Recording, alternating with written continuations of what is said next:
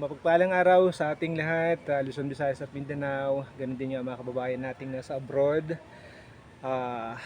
Please guys, support our channel by subscribe and like and follow our page. Maraming salamat sa inyong pag-follow, and then ganun din ay maraming salamat din sa hindi nyo pag-skip ng mga ads sa inyong mga phone screen. At makakatulong po yun ng malaki sa aming mga tinutulungan.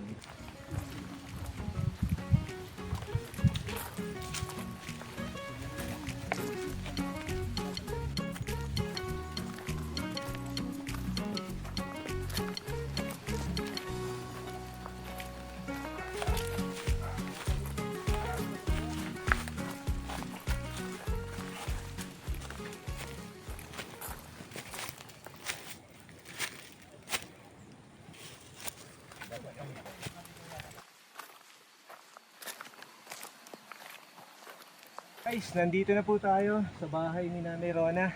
Tara po, samahan niyo po kami. Samahan po natin sila dito.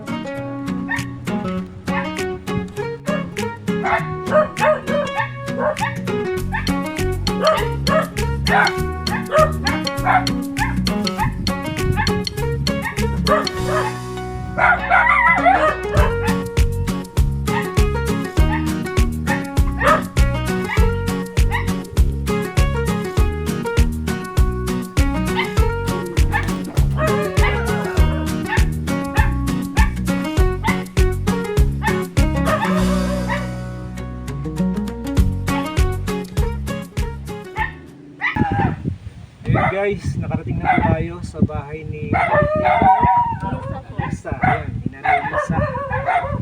Ayan. Ayan, medyo nakakapagod po magpanik kasi galing po kami doon sa baba. So, ayan. Kamusta naman po kayo dito? Ayan. Tawag to, ang pangalan niyo po ay Nanay Lisa. Ano po? Okay. Ilang taon na po kayo? 48 na po. 48. Okay. Kailan po yung anak niyo?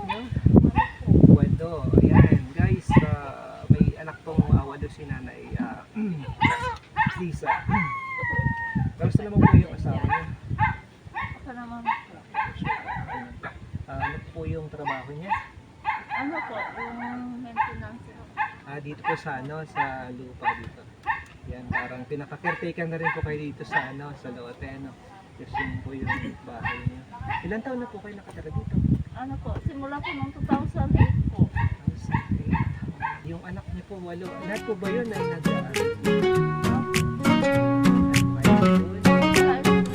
may college na rin po?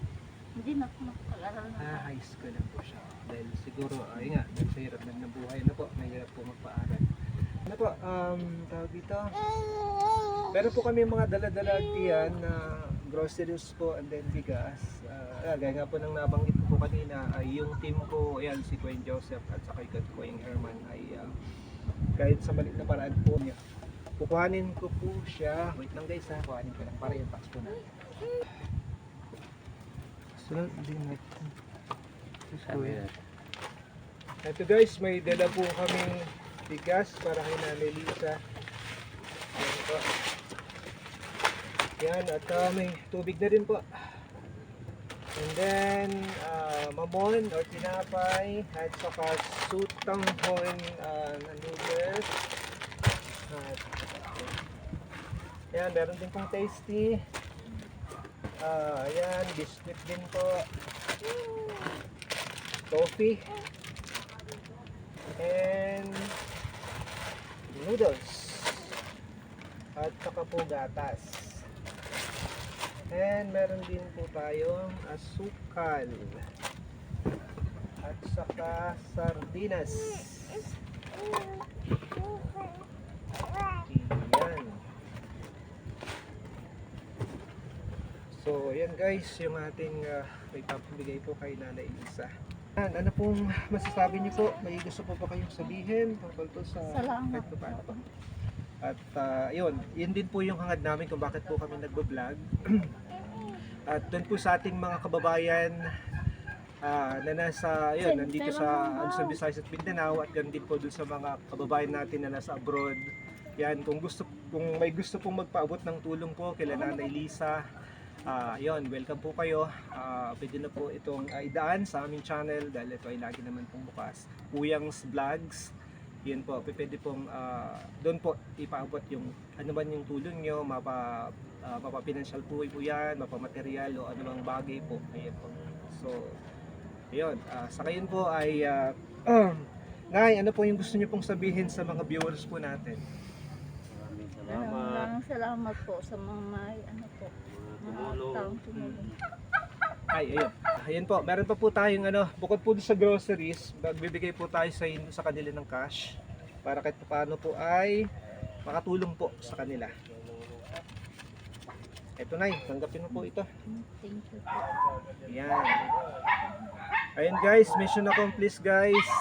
Maraming salamat sa panonood nyo sa aming mga videos at ganun din ay pakipalo po, okay, paki-like and subscribe sa aming channel. At ganun din po sa inyong hindi pag-skip ng mga ads sa inyong mga phone screen. Maraming salamat po dahil makakatulong po iyan sa aming ginagawa pong pagtulong. Yan, maraming salamat sa pagsuporta. Luzon, Visayas, Mindanao ng CLA. Muli, shout out sa inyo mga kapatid. Yan, salamat po. Bye-bye.